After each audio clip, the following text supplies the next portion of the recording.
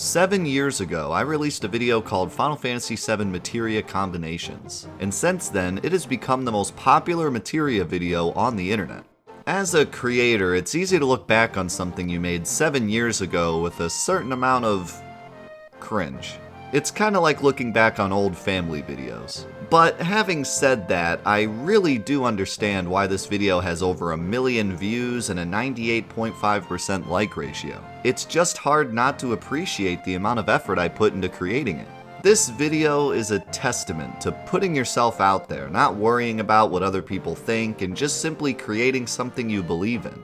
I truly believed in this idea of creating tutorials that were informative but also entertaining, and I did it for the sole purpose of helping people. This and other old videos on my channel are so important to me because they remind me that I'm not playing a popularity contest.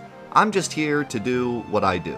I would never delete these old memories just because they somehow don't hold up to today's standards. I've been true to myself for 12 years now.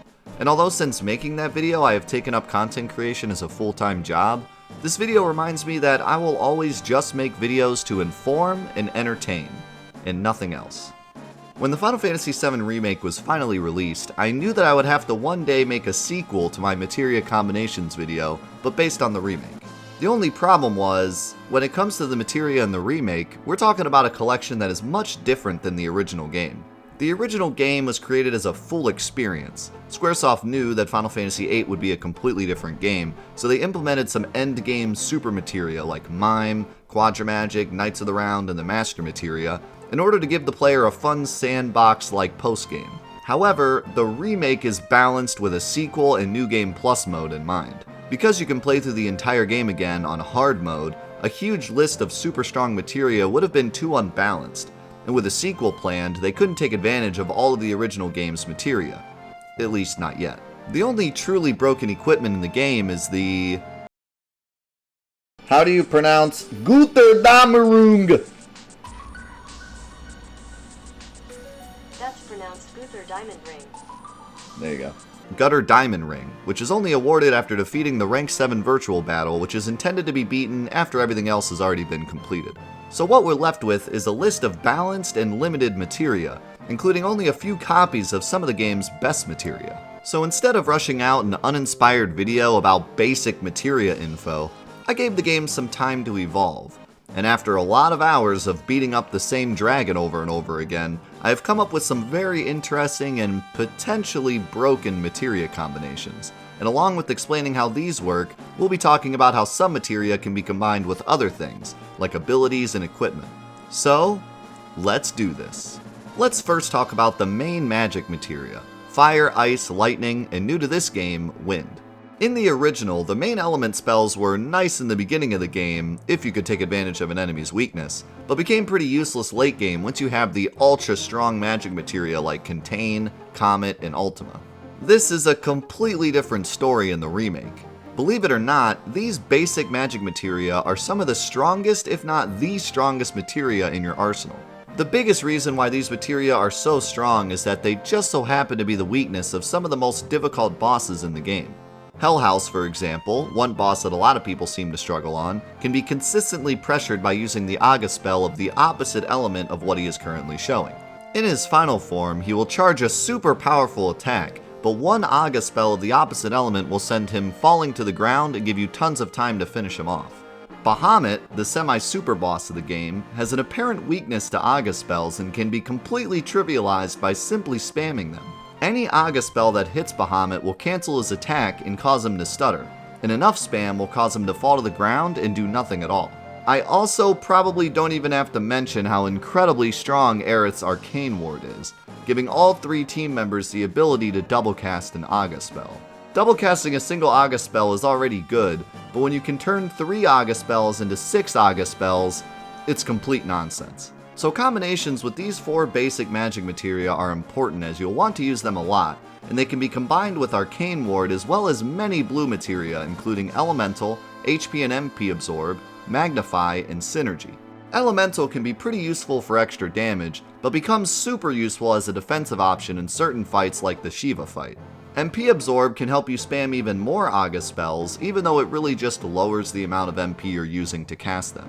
If you combine MP Absorb with Magnify, you can actually find some times where you can make more MP than you're spending, but it has to be a very specific scenario. When it comes to Synergy, a lot of people have asked me to explain just how this materia even works. The problem with Synergy is that the team member needs to have the MP and ATB necessary to cast the spell that it's attached to. It can work with other combinations if you equip Synergy with the materia, then equip the same materia with something else like HP Absorb. Now you might be asking, why even have Synergy equipped if you could just simply open the menu and tell the character to cast the spell yourself? Let's move on to some other green materia. Time materia combines as you would expect it to with Magnify. One interesting combination I found, however, is a bit more unusual. ATB Stagger. ATB Stagger gives you an ATB boost when you stagger an enemy. If you find an enemy who is not immune to stop, you can spend all of your ATB staggering the enemy, then use the ATB you got from the stagger boost to cast Stop. If an enemy is stopped while staggered, their stagger bar will also stop, making the fight practically free as you have plenty of time to rack up a huge stagger bonus. The most important green materia to talk about, though, is even more unusual: Subversion. Subversion usually gives you Breach and Dispel, which seems pretty useless in terms of combining with other materia. However, looking at warding materia, you will notice that it works with Poison, Time, Bind, and Subversion? What type of ailment resistance would Subversion give you? Well, it turns out it's instant death. This seems like something that was particularly added into the game in order to deal with instant death attacks, specifically Tomberries. However, there is an almost certainly unintended use of this combination: Self-Destruct. When you cast Self-Destruct, the game actually just gives you a death effect. However, with Subversion and Warding equipped, the game will instead deal magic damage to whoever cast it. If the team member has enough HP and a low enough magic stat, or just equips a weapon with Reprieve, they will actually survive the Self-Destruct. You can even combine enemy skill with HP Absorb to gain a little HP back after the explosion. This is all fine and good, but there's another, even more devious combo possible with this interaction.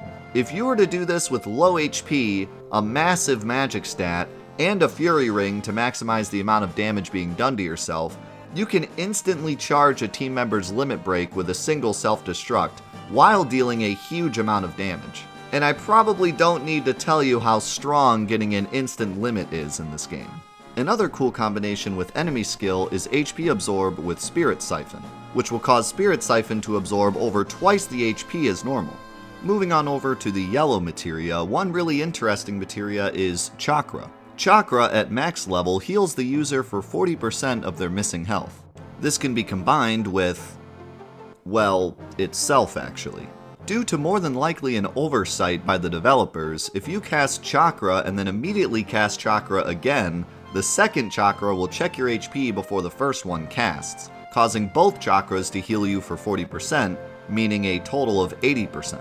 You can increase this base 40% to 48% by equipping the Healing Carcanet, which would equal a 96% heal if two chakras are spammed together. Also, if you combine Chakra with Refocus and cast 3 chakras in a row, you can heal for a full 100%. This would be a pretty big waste of ATB, but it's pretty cool to see how a smart use of a materia combination can cause a materia to heal you full when its main gimmick is supposed to be not healing you full. Lastly, let's talk about Deadly Dodge and Parry. Deadly Dodge blows. Parry can be combined with HP Absorb to give you a bit of healing without having to spend any ATB, which can be useful especially in scenarios where your ability to heal is limited. But Death, I'll have you know that I beat the entire game with only Deadly Dodge and Frogs, and I also beat Top Secrets blindfolded with no controller and only Deadly Dodge, and it was easy because my dad works at Square Enix. Alright!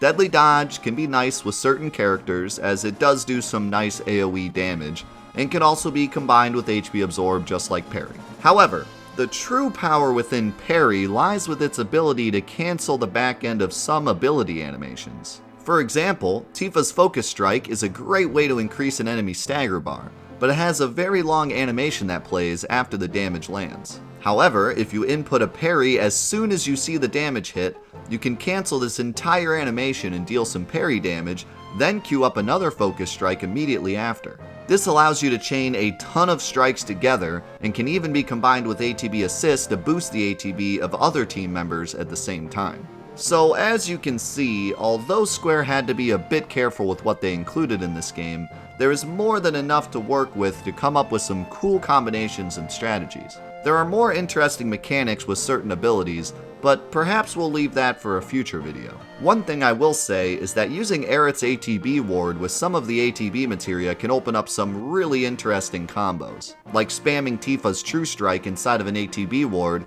using Barret's ATB to continue spamming, but then refunding Barret's ATB with ATB assist on Tifa. But hopefully I have given you some incentive to go out and try some of your own ideas. I'd love to hear some of your own combinations in the comments below.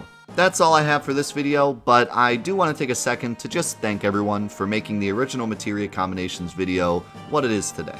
I hope that video continues to be an example for upcoming content creators to explore any idea that they believe in, and not to be afraid of combining your own personality with the content you make. Thank you, and I'll see you in the next one.